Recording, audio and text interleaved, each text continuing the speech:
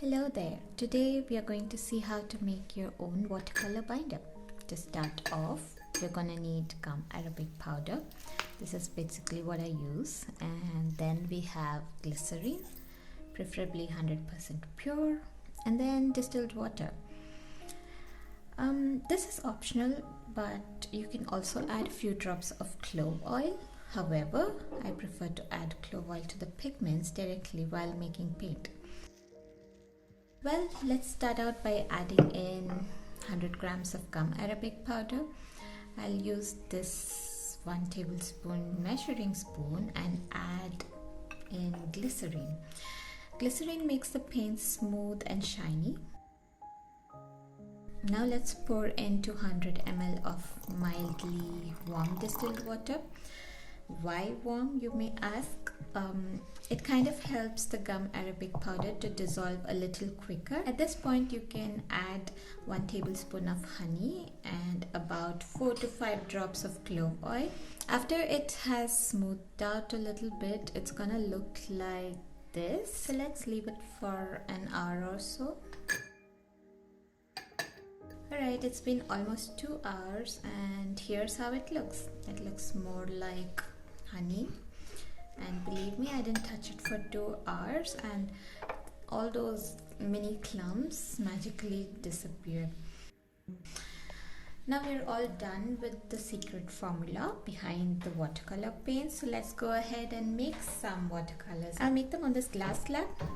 We would need a palette knife and a measuring spoon to pour the binder, and yeah, let's pick 3 random mica pigments first.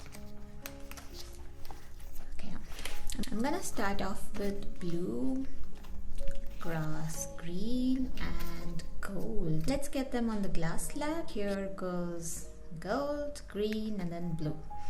Each pigment is about 5 grams each. I'll add the binder that we just made.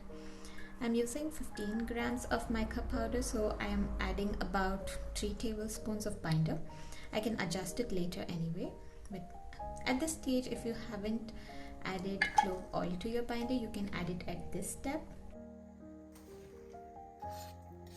Let's mix them all together with the palette knife.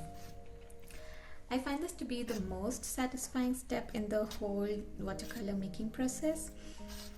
Just look at all the pigments grooving in the binder. I love mixing different colored pigments because in the end I get a really unique color of paint, which makes it even more fun to make them for myself. As I continue mixing, I wanted to talk about the ingredients in the binder a bit. First off, why do we use gum arabic? Do other kinds of gluey substances work? I tried using Mod Podge and it was a big fail. So the amazing property of gum arabic is that it acts like a glue and binds all the pigments together and solidifies in the watercolor pan. However, when you add water, it loosens up and allows you to paint with the pigments as your painting dries up again. Gum arabic helps the paint or pigments to bind to the paper. Next, why do we add glycerine or honey? So both these ingredients act as a humectant. It helps the paints to re-wet faster and makes the watercolors feel buttery smooth on the paper. The paint is ready here. I'll pour it into this half pan and let it dry there. Look how shiny this green turned out. I'm gonna swatch it on. This is the only paper I found nearby. Thank you for staying till here. I hope you found this video helpful. A like and subscribe would be great if you enjoyed my content. See you on the next one. Bye bye.